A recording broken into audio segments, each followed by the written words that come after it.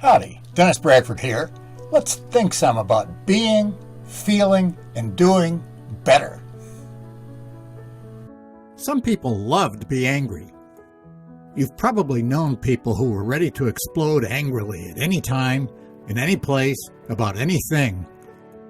It's as if such people deliberately cultivate anger and related negative emotions, such as resentment, grievance, and hatred. Anger calibrates at 150, which means that there can be plenty of energy behind it. Angry people perceive the world as competitive and full of enemies and conflict. Life is warfare. If they have a conception of a God, it's of an angry, retaliatory God who is the greatest punisher. God is something apart and separate. No negative emotion feels good. They all feel bad. Despite that fact, many people are attached to them, which makes little rational sense. Quote, the mind resists letting go of negative programs despite the suffering, end quote, they occasion. From Healing and Recovery by David R. Hawkins, MD, PhD. Most people seem to have a vested interest in the negativity of their perceptual world and resist leaving it for awarenesses on a higher level. Negativity originates from the mind of man, end quote. From Dr. Hawkins's Power versus Force. Part of that distress is physical. How many really old people do you know who are frequently angry? All negative emotions undermine physical health. Below 200, people have given their power away and placed it on something outside themselves. Health is the willingness to let go of buying into negativity. Negative emotions potentiate a disease process, end quote. How can that be? The body will do what the mind believes, end quote. In previous videos in this playlist, for example, number 10 and numbers 38 to 45, I've discussed the log energy scale of human consciousness developed by Dr. Hawkins. It's a numerical scale from 1 to 1,000, where 200 indicates empowerment and 600 indicates sagehood. It uses muscle testing to distinguish true statements from those that aren't. How much energy is there in our bodies? It calibrates about 200. How much energy is there in our minds? It's typically much higher and calibrates up to 499. The average calibration in the U.S. where I live is in the lower 400s. With 3 exceptions, 2 are over 500 and 1 is just below 400, all my North American friends, acquaintances, and family members I've personally calibrated come in at 400 or above. So let's say 450 is their average. What does that mean? Remember that this is a base 10 logarithmic scale, not an arithmetic one. So 200 means 10 raised to the 200th power, whereas 450 is 10 raised to the 450th power. That's a huge difference. In short, minds are much more powerful than bodies. That's why the beliefs we hold in mind have an overpowering influence on our bodies. We've seen that analysis reveals that every emotion has beliefs as 2 of its 3 constituent parts.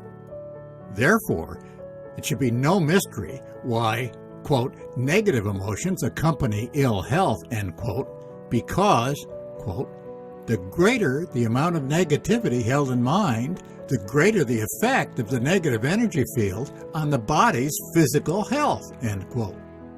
There's nothing out there in the world that has the ability to cause the stress of negative emotions. It's we ourselves who create emotional stress by our beliefs, by our attitudes and positionalities.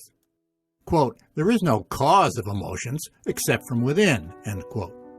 Like all other negative emotions and conditions, anger typically comes in layers. For example, frustrated desires can lead to anger, as well as resentment, rage, and hatred. Similarly, fear can also lead to anger. Like other negative emotions, anger reflects the ego's distorted perceptions of a narcissistically oriented worldview. The narcissistic ego is competitive and prone to feel slighted and insulted. This results in chronic resentment. As resentments pile up, periodic temper tantrums or rages may emerge. Chronic anger often results in an overly aggressive personality, end quote. From Dr. Hawkins's Transcending the Levels of Consciousness. The ego-oriented left brain is afraid to admit mistakes or to accept responsibility. It perceives relationships as battlegrounds for dominance and control. Anger can substitute for courage. The emotional payoff is in the anger itself. This positionality is reinforced by clinging to the past to nurture grudges and undermine guilt, instead of honestly examining it to uncover true motivations. Angry people are clinically labeled as suffering from explosive personality disorder, borderline personality disorder, or passive-aggressive personality disorder. Psychopathic personalities who lack a conscience may exhibit overt, hostile aggression. Such people may have inflated egos and become megalomaniacs if they gain dictatorial positions, like Hitler, Mao, Pol Pot, and many others. Remember that egos are insatiably greedy. Fearing non-existence, they want more separation and greater power. Perceptions find what they are seeking. Although in reality, there's no such thing as a justified resentment, angry people will nevertheless find them out there when they look for them. People who calibrate above 200 dislike anger and take it to be detrimental and disruptive. They can help by cultivating compassion, acceptance, forgiveness, and love. Angry people are able to overcome their anger, but only if they're willing to sacrifice self-centeredness as a lifestyle and take full responsibility for dissolving their own infantile expectations and attitudes.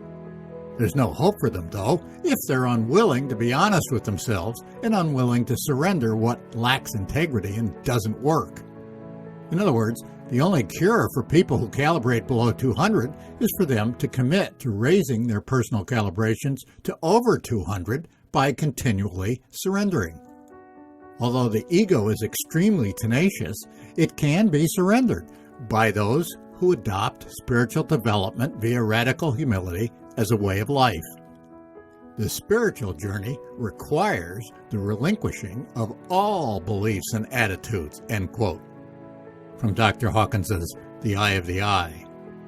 The benefits in terms of power, love, and freedom are worth it.